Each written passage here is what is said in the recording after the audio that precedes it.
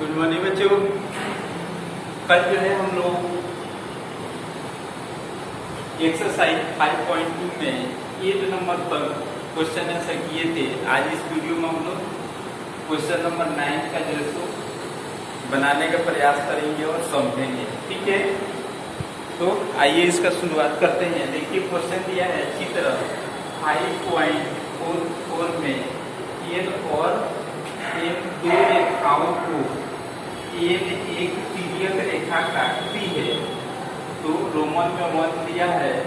इन तीन कोणों के बराबर होने पर एल समानांतर एम होगा।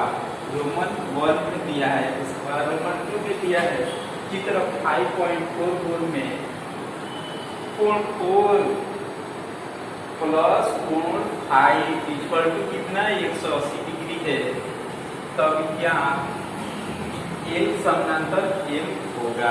ठीक है जी, ये क्वेश्चन दिया है और चित्र जो है सो 5.44 में क्या दिया है ये देखते हैं हम लोग। देखिए दिया है दो समानांतर रेखाएं। इसमें क्या दिया है जी, दो समानांतर रेखाएं।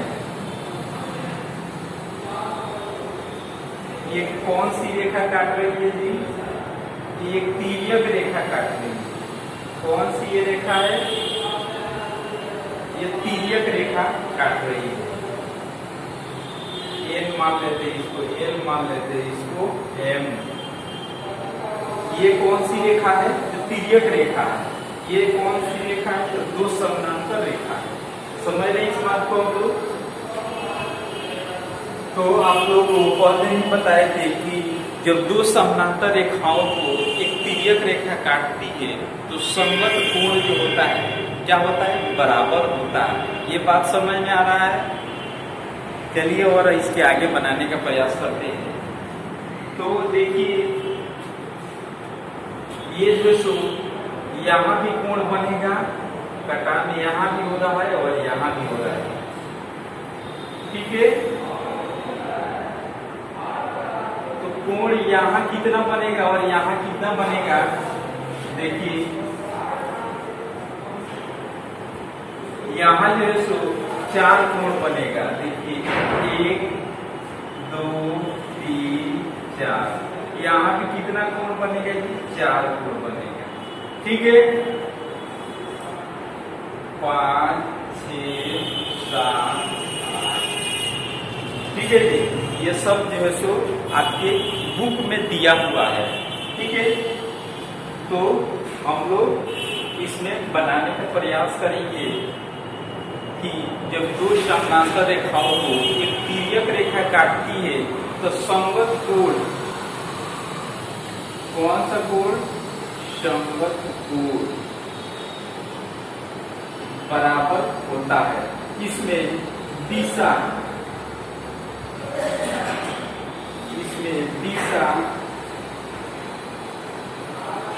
एवं स्थिति क्या होता है जी, समान। इसमें भी क्या होगा, दिशा और स्थिति संगत कोण में क्या होता है, बराबर होता है। समझ गए इस बात को हम लोग। तो हम लोग इसको बनाने का प्रयास करेंगे। दिशा और स्थिति कैसे बराबर होता है, तो मान लीजिए कि इसका दिशा इधर है तो इसका भी दिशा क्या होगा जी, इस कोण का दिशा इधर होगा। तो ये दोनों कोण क्या होगा जी, आपस में बराबर होंगे। ठीक है, समझ में आ रहा है। तो कोण लिखेंगे कि कोण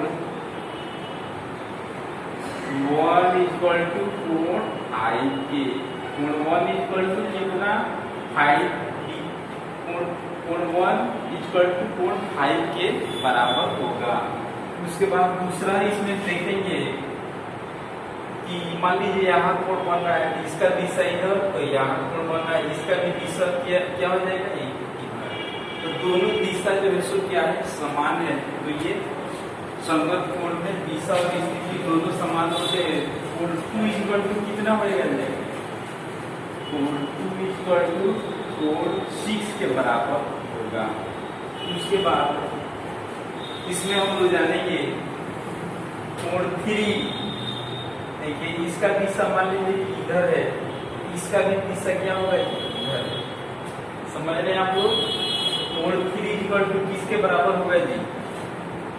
कोण 3 इक्वल टू कोण 7 के बराबर होगा। उसके बाद देखिए ये कोण और ये कोण बच गया, ठीक है। तो इस कोण का दिशा इधर होगा, तो इसका भी दिशा इधर होगा।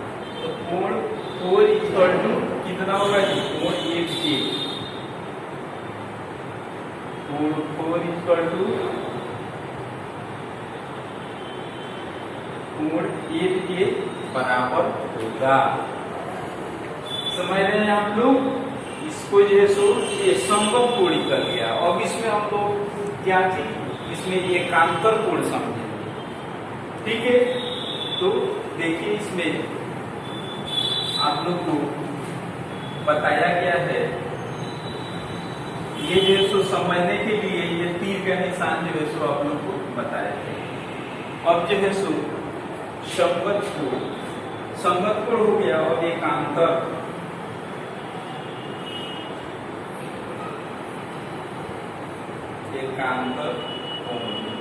एकांतर कोण में दिशा और स्थिति दोनों विपरीत होता है।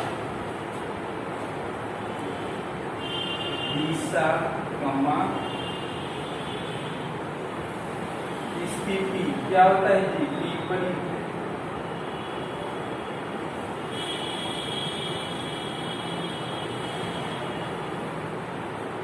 दिशा और स्थिति दोनों इसमें विपरीत होता है। देखिए कैसे,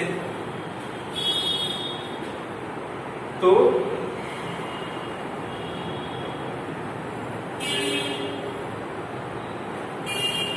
देखिए इसको बनाने का प्रयास करेंगे। कोण 1 इक्वल टू किसके बराबर होगा जी? कोण 7 के। देखिए मान लीजिए इसका दिशा है इधर है, इधर है, तो इसका दिशा क्या होगा जी? इधर होगा। समझ रहे हैं आप लोग? इसका दिशा इधर है, तो इसका दिशा क्या होगा जी? इधर होगा। तो ये क्या होगा जी? एकांतर कोण में दिशा और स्थिति दोनों एक दूसरे के क्या होते हैं? विपरीत होते हैं। तो कोण 1 इक्वल टू कोण किसके बराबर होगा जी? कोण 1 इक्वल टू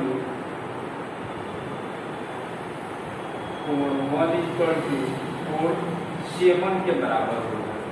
उसके बाद दूसरा नंबर जानेंगे इसमें। देखिए मान लीजिए कि यहाँ कोण बना है, इसका दिशा इधर है, इसका दिशा क्या हो जाएगा? इधर हो जाएगा। एक दूसरे के क्या है? ऑपोजिट है। तो कोण 2 इक्वल टू कितना होगा जी? कोण 8 के। कोण 2 इक्वल टू कोण 8 के बराबर होगा। और उसके बाद यहाँ कोण और यहाँ हो गया। उसके बाद से कौन सा बचा है जी? उसके बाद से यहाँ और ये कोण और ये कोण बचा है, ठीक है। तो उसके बाद हम लोग देखेंगे इसमें कि कोण 3 इक्वल टू, मान लीजिए कि इसका दिशा है इधर है, तो इसका दिशा क्या होगा? इधर होगा। दोनों एक दूसरे के क्या हो रहे हैं? विपरीत हो रहे हैं। कोण 3 इक्वल टू कितना होगा? तो 3 इक्वल टू कोण 5 के बराबर होंगे। और उसके बाद कोण 4, इसका दिशा इधर, तो इसका दिशा इधर, एक दूसरे के क्या हो रहा है? विपरीत हो रहा है। कोण 4 इक्वल टू 6, कोण 4 इक्वल टू 6 के बराबर होगा, ठीक है। तो आप लोग को इसमें जो है सो ये संगत कोण और एकांतर कोण जो है सो निकाल दिया गया। तो जो है सो आप लोग को इसको क्या करना है? इसको जो है सो कॉलम में जो है सो एक लाइन पे इसको लिख देना है। तो हम लोग लिखेंगे इसको, संगत कोण में क्या क्या आया है जी? देखिए संगत कोण में 1 इक्वल टू 5, उसके बाद 2 इक्वल टू 6, उसके बाद 3 इक्वल टू 7, उसके बाद 4 इक्वल टू 8, उसके बाद देखिए 1 इक्वल टू 7, उसके बाद 2 इक्वल टू 8, उसके बाद 3 इक्वल टू 5, उसके बाद 4 इक्वल टू 6। ये जो है सो क्या हो जाएगा, आंसर हो जाएगा। समझ रहे हैं इस बात को आप लोग? ये फिगर के माध्यम से इसमें क्या करना है, समझना है। और इसमें जो रोमन में चित्र में दूसरा नंबर दिया है कि 5.44 में 4 और प्लस 5 इक्वल टू कितना, 180 डिग्री है। तब क्या एम समानांतर एम के कोण कितना, 4 और 5। तो हम लोग इसमें ये जान चुके हैं कि जब दो समानांतर रेखाओं को एक तिर्यक रेखा काटती है, तो एक ही ओर, ठीक है, इस ओर एक ही ओर और एक ही ओर अंतःकोण, एक ही ओर दो अंतःकोणों के योग कितना होते हैं जी, 180 डिग्री के बराबर होते हैं। ठीक है जी, 180 डिग्री के बराबर होते हैं। क्या है जी, ये दोनों अंतःकोण है, अंदर का कोण है। ठीक है, एक तिर्यक रेखा काट रही है, तो ये दो समानांतर रेखाओं को एक तिर्यक रेखा काटती है, तो एक ही ओर, मतलब क्या चीज, एक ही दिशा की ओर, और अंत में मतलब अंदर में दो कोणों का योग कितना होता है जी, 4 प्लस 5 इक्वल टू कितना होता है, 180 डिग्री के बराबर होता है। तो ये दिया है, तब एल समानांतर एम होगा। एल समानांतर क्या होगा, एल समानांतर एम होगा। ठीक है जी, इसको हम लोग समझ गए। इसके बाद कल इसके आगे और